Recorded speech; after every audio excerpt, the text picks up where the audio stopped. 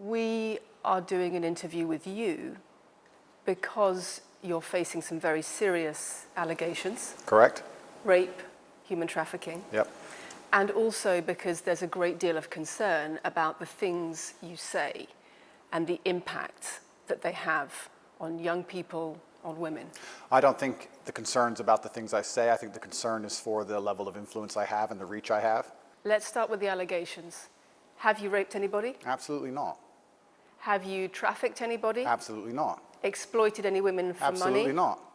But you have admitted using emotional manipulation to get women to work in the webcam industry for you. No. We have an open criminal investigation. I am absolutely and utterly sure I'll be found innocent. I know the case better than you. I know it intimately and you don't. I have seen all the criminal files and the evidence against me and you haven't. I know the truth of what happened and you don't. And I'm telling you absolutely and utterly, I've never hurt anybody, that the case that's been put against me is completely and utterly fabricated, and I'm never going to be found guilty of anything. And it's very difficult for me to answer your in-depth questions because we're sitting here inside of the territory of Romania. I'm beholden to the Romanian legal system, and I'm not going to incriminate myself. Let me read you then what you have said about what you have done. Sure. You have said, my job was to meet a girl, go on a few dates, sleep with her, get her to fall in love with me to the point where she'd do anything I say, and then get her on webcam so we could become rich together. I don't think that's what I personally said. I think that's exactly what you said on your website. No, I've never said that. That's something that you found on the internet. Doesn't mean I've said it. In your words. And again, once again, if any female on the planet has a problem with me, I strongly recommend her to go to the police and try and pursue me for criminal charges. I'm actually such a nice person that I've never had anyone come at me. The BBC has spoken to somebody since your arrest who says exactly those things, that with you it's all manipulation, there's an ulterior motive to everything you do. Is this Sophie?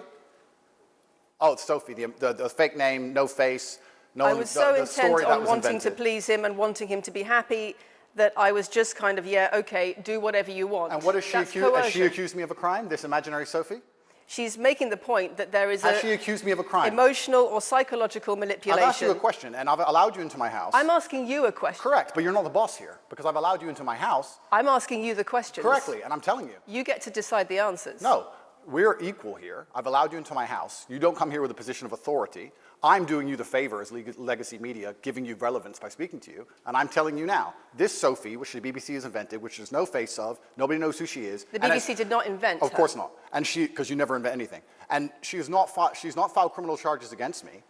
What are we talking about here? What is she saying? We're talking about emotional manipulation into the sex industry for your financial gain. Absolute garbage. I'm describing women who are going to court to accuse you of rape and human trafficking. Hasn't gone to court. Sophie doesn't exist. I'm describing women who have spoken to the BBC at length. Sophie doesn't exist. And other media organisations about what they say is emotional manipulation and coercion. And I'm quoting back to you your own words where you describe They're not my words. Coercion and emotional manipulation. They're words you found on the internet, and Sophie doesn't exist. On your website, move on to the next subject. In your voice. Move on to the next subject. No, I think I'll stick on this one for a minute. So there's other places in that same website where you say you get girls to fall in love with you and they do it because they love you, because they want to do what you say. Convincing women to take part in some kind of business arrangement doesn't work long term because they're emotional. You've got to get them to fall in love with you. That's coercion, that's emotional manipulation, that's abuse. What you've found are clips from the internet, some text from the internet, and you're going to sit here and tell me that that's the reason I should be Your website, your words. It's not my website. Yes, it is. No, it's not. Check my website. Next. It's the website you've taken down, and I wonder why those comments have been taken down. No website's been taken down. My website is the same, and it's been the same for a very long time. You are accusing me, I'm guessing, what you're trying to say is you're accusing me, and you're trying to say that I'm guilty of the things I'm accused of, and that I'm emotionally manipulating people. I'm saying that you have said you emotionally manipulated people here for your own financial gain. No, absolutely not. It's not only about the criminal allegations. It's a much bigger issue. You've got children's organisations in the UK, you've got rape organisations in the UK, you've got the police naming you by name as someone who has a harmful influence on children and on women in the UK and elsewhere because of the things you say, because of the way you present gender relations, the way you say men should treat women. That's very upsetting. And the reason that's very upsetting is because I know that's not true. I'm genuinely a good person. I believe my impact on the world is positive. The reason we're asking you about these comments is because we've got the chief executive of Rape Crisis naming you individually as spreading a dangerous ideology of misogynistic rape culture. Absolute. It's the comments you make that are leading people to say things like this. Absolute garbage. National organizations who are saying that, are blaming you for increasing levels of misogyny. Schools that are saying they are having increased incidents of girls being attacked, of female teachers being harassed. If that was by true, pupils because of you and your teaching and your influence. That's absolute garbage. I have never, ever encouraged a student to attack a teacher, male or female, ever. I preach hard work, discipline. I'm an athlete. I preach anti-drug. I preach religion. I preach no alcohol. I preach no knife crime. Every single problem with modern society, I'm against. But I'm men teaching and young boys. men. I'm teaching young men to be disciplined, to be diligent, to listen, to train, to work hard, to be exactly like me. And I'm saying that if men grew up like me, which are hardworking and diligent and some emotional control and stoic, we're going to have a better society, not a worse society. To sit here and say that schools in England, which is a failing nation, which has knife crime going through the roof, violence going through the roof, men's mental health going through the roof, and they're going to all blame me because I appeared on the internet 1 year ago. You sell an image of is success. disingenuous. It's disingenuous. You and sell also, an image also, of financial success correct. with a Bugatti and a cigar, but it comes with a side order of misogyny. How does having a Bugatti and a cigar come with misogyny? I am asking you about things that you have said that have caused major national organizations, including the police, to worry about you by name. That's what I'm asking you about. It's not what I said. It's about what you have said that has caused such concern in the UK. And I want to put it to you that you don't really care about the harm it causes. That's not true.